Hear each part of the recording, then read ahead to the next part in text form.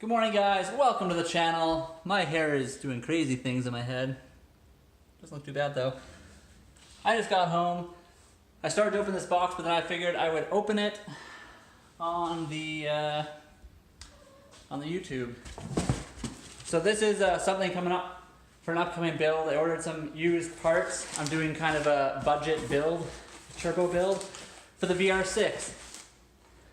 Anyway, I ordered this forged blow-off valve. It came off of a Subaru, probably an STI. I have no idea. That could have been a WRX. And it's supposed to be an adjustable blow-off valve. And it's connected to a pipe, and it wasn't welded very nicely, so I might cut it or I might just use it as is. Like I said, budget build. I bought it. It's a forged blow-off valve. What do you got? What do you got in there?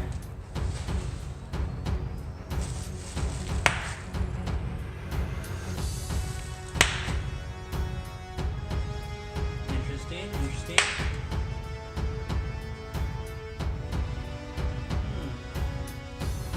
Alright, apparently it's been inspected. And now it's becoming a toy.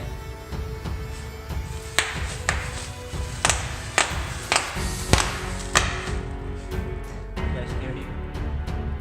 Alright, well, let's just open it up here. I'm gonna set it on the floor.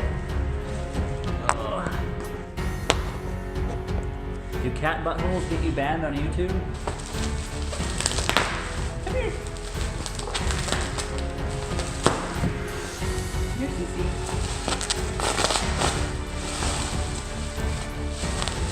What we got in here, huh? There we go.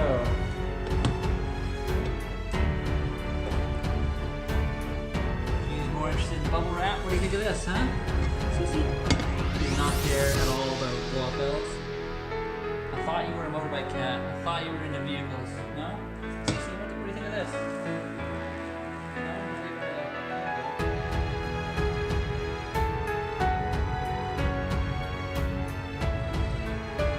Alright, well, there you guys have it.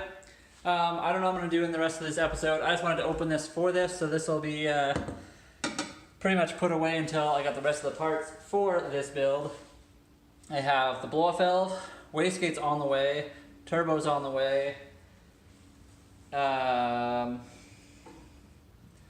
have the intercooler. I don't have any piping. I don't have a chip yet, like the ECU software tuning. I'm not going to go full standalone. Don't need it. I'm only going with 10 psi on this VR6, basically 350 horsepower. And I bought a HE35 diesel turbo. They're actually supposed to work really well for VR6s. Funny enough, my brother-in-law Gareth, in his Super channel, he's the guy I always link at the very end of my videos for Super content. He has the exact same turbo for his Super build. He's going for more horsepower than I am. Slightly different builds, obviously. My engine's a 2.8, his is a 3 liter, his is a 2J, mine is a AAA if you want to know. My brother, also, Josh, who is the other guy that's always on this channel, if you didn't know, he is thinking about getting an HE35 turbo for his 300ZX build. He wants to do a single turbo, I don't know what to call it, swap or upgrade. It's going to make a lot of the Nissan guys really angry because they apparently only want you to have twin turbos in a twin turbo car. Anyway, that's it for now, guys. I will probably do a few more things. The Beetle's been hitting about 30 psi boost, which max that turbo is supposed to hit around 18. Any more than that, and it over RPMs, over rotates, and then it just explodes and splits in half. Luckily, I noticed right away, and I've just been trying to keep it under that with my boost gauge and not doing full throttles. Let me tell you though, when I did first of all do full throttle and I didn't realize it was having that problem, the amount of boost, the amount of power it had, it was ridiculous. So I think what it is, I originally went down and the line going from the turbo, the wastegate actuator, which is not a wastegate turbo, it's a VNT, so it's a vane type, it turns the vanes in the turbo to adjust boost pressure. That line was like caught underneath the exhaust and like pinched closed, which basically meant the car had no idea how much boost it had, so it just kept building it and building it and building it. Just thought it had zero boost or zero pressure.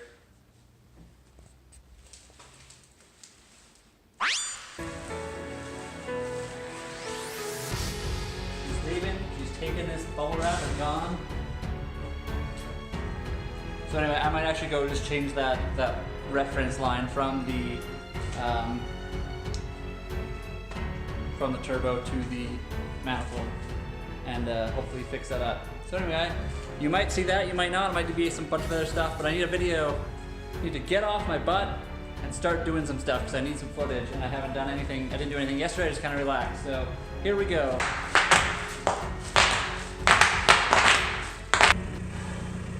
I just went to the gym. Now I'm gonna go home. I might fix the Beetle, that wastegate line I was talking about, and then I might start on the undertail fairing for the MT-01. I got some of the stuff I need to do that, so I'll start on it anyway. We'll see if I can finish it or not. I might not be able to. I don't know. We'll find out. Anyway, guys, if you enjoy this stuff, keep watching, keep liking, keep subscribing. The more subscribers, the more likes, all that kind of stuff, the more we'll be able to do better, crazier projects in the future.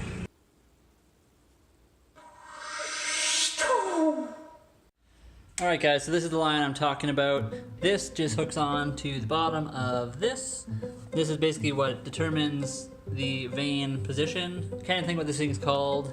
It's well known to fail, so maybe this is the part that's broken, but I just bought this, so hopefully not. That normally is also sitting somewhere else. I can't remember where. I think it sits on the rain tray, but I deleted my rain tray because race car. So yeah, anyway, this line plugs onto that nipple there, and then it runs down. You can't really see because, like I said, it's dark, but it goes down, the turbo's down there, and it hooks onto the bottom of the turbo. Essentially would be the wastegate actuator, but this thing doesn't have a wastegate. So I'm just going to remove it from the bottom, put the new line on. Hopefully 3 feet is enough. I think 3 feet will be enough. That's all I got, so oh well.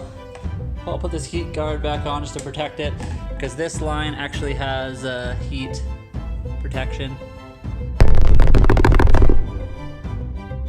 This is underneath the car. That's the wastegate actuator right there. I'm hoping, as you can see, there's a little bit of melt, like right along there, or that's maybe oil that spilled from a long time ago. Either way, I'm gonna replace this line. If I can get my whole body under this car. There, that's all I'm gonna do. Alright, so as you can see, here's the new lines on the left here, old lines on the right. Besides that curve in it. It's a little bit shorter, but not by a lot, and this other line was way too long, so this is not that big a deal. Alright, so there we go. New line is on, you can see it in the back there. It's non-heat treated. I did put that heat sleeve down on the bottom. And I'm not going to test this car today because I don't want to go back out again, but tomorrow I'll end up going out and we will see if I fixed the problem or not. Don't worry about that line or that cord. That was for the EGR, which is now deleted, although the computer thinks it's still there. That's why my check engine light's always on. Anyway guys, on to other things.